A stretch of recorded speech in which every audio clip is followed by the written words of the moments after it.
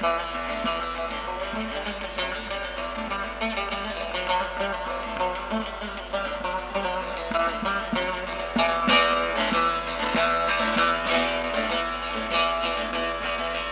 ile yandım gül yüzlü yarım, gül yüzlü yarım.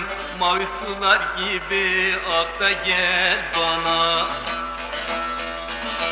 Bir bahar mevsimi akşam üzeri, akşam üzeri. Saçın sümbüllere tak da öyle gel.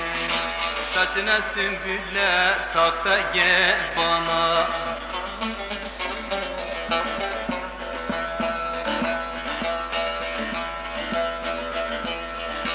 Hasretle tutuşur sevdanı çeken, sevdanı çeken. Goncalar kuruyup olmadan diken.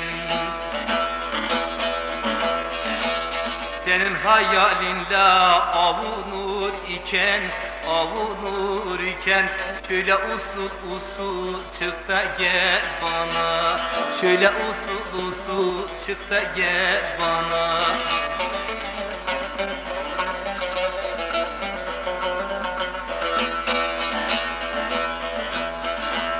Ölürüm gözlerim seni görmese, seni görmese.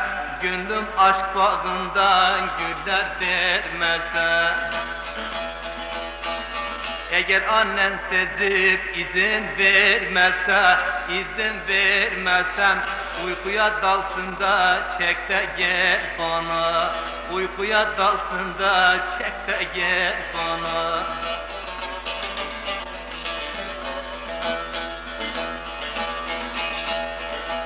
Sevinsin bu gönlüm yeniden yeni, yeniden yeni.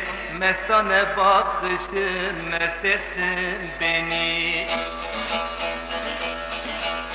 Aşık yener kulun özledi seni, özledi seni. Hasretle yollara bak da gel bana. Aşık yener kulun özledi seni, özledi seni. Hasretle yollara bak da gel.